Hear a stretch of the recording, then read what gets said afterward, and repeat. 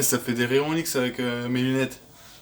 Bonjour les amis, j'espère que vous allez bien. Pour ma part, moi ça va toujours. Comme dans toutes les vidéos, ça va très bien encore. Je suis vraiment désolé si je n'ai pas sorti d'autres vidéos ces dernières semaines. Mais il y a eu la tempête Kiara. Ouais, je sais plus. Mais il y avait du vent, enfin, c'était des tempêtes des rafales de vent, des tempêtes de pluie, enfin, c'était pas possible de tourner une vidéo. Et puis moi, quand il ne fait pas beau, ça me motive pas. Mais bon, il faut faire du contenu, il faut que ça vous plaise. Donc, j'en fais une aujourd'hui. Donc aujourd'hui, on va pas parler de ma Golf que vous connaissez déjà sur YouTube, pour ceux qui ont déjà vu mes dernières vidéos. Pour ceux qui l'ont pas encore vu, je vous invite à aller voir. Donc aujourd'hui, on va parler d'une autre Golf, une autre Golf 2, donc qui est la mienne aussi, mais que je vais pas la montrer dans toutes mes vidéos, elle est un peu plus discrète. Et donc ça sera pas de la présentation, ça sera plus de la mécanique, donc je vais vous montrer ce que j'ai envie de changer et ce que je vais faire dans plusieurs parties de ma deuxième Golf 2. C'est une 1.6 80 ou 90 chevaux. Non, c'est la grise. C'est une 75 chevaux. Elle est de 92 ou 90, je ne sais plus exactement. Elle est quasi d'origine. Il y a juste 2-3 petits trucs modifiés. Donc elle est rabaissée de -4 combiné fileté. Et que j'ai mis des répétiteurs en cristal blanc. Sinon, elle est dans son jus. Petit tour rapide. Voilà. Alors ce qu'on va faire dans cette vidéo, c'est le pare-choc arrière.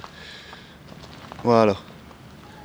Comme vous pouvez voir, le pare-choc il est bien abîmé.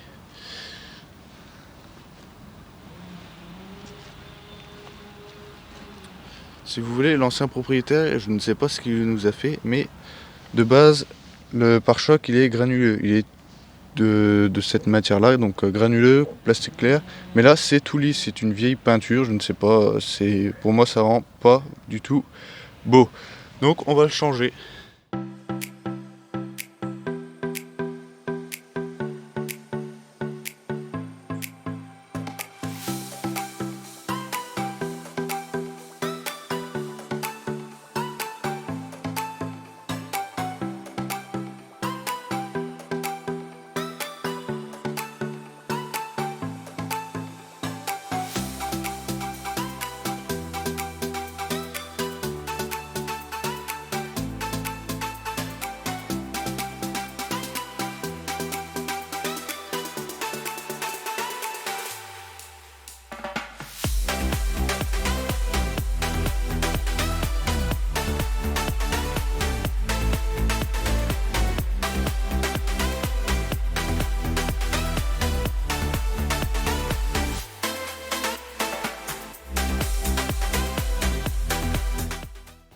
Donc voici l'intérieur du coffre. Alors c'est le gros bazar. Il y a des calandres, il y a des lames avant, un bocal de lave-glace, pare-choc arrière, donc c'est celui-là qu'on va récupérer. Un autre pare-choc avant, ici. Voilà. Ouais. C'est en pleine restauration tout ça.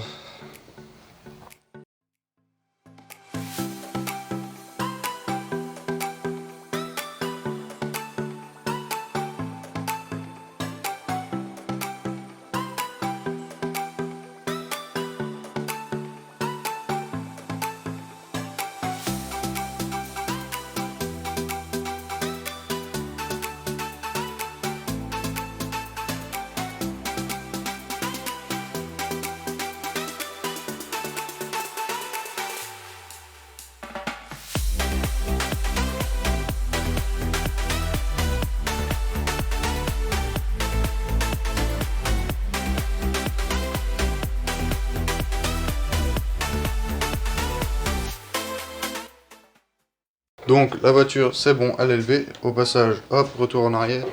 Je vous invite à aller vous abonner à mon Instagram. Je publie mes voitures, des autres voitures. Enfin, allez voir, allez checker ça, allez vous abonner. Donc le pare-choc, pour le démonter, ça se passe en dessous. Hop là. Je sais pas, voilà. On a une vis là. Une autre là. Ah, ils sont bien rouillés quand même. Et de l'autre côté, hop, c'est la même chose. Il y en a deux ici.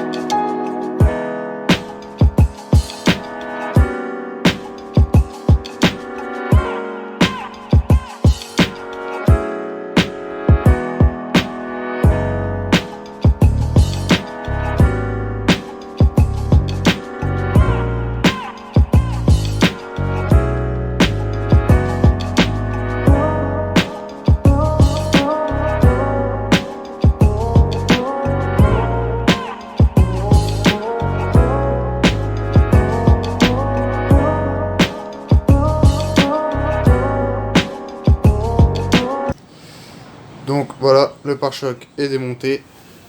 Donc ça, c'est l'ancien, comme je le disais en début de vidéo, il y avait une vieille peinture. Et ça, c'est le nouveau, enfin, c'est un Docas que j'avais acheté. Et que je ne vais pas remonter tout de suite parce que je vais faire quelques retouches.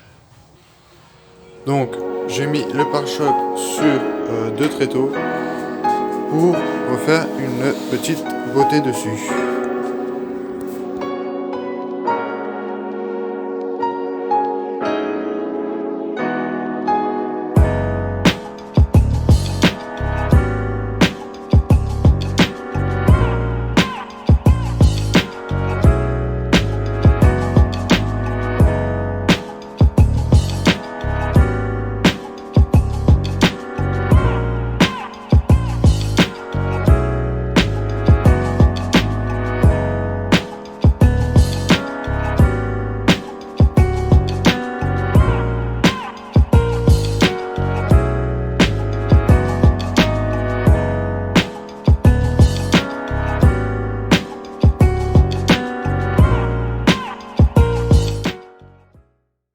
Donc voilà ce que ça donne au décapeur thermique. Donc ça harnoisit un peu. Là on peut voir. J'ai passé là aussi. Donc là on voit beaucoup.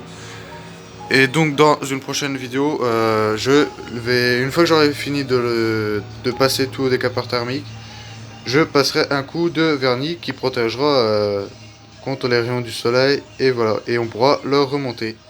Mais ça sera dans une partie 2.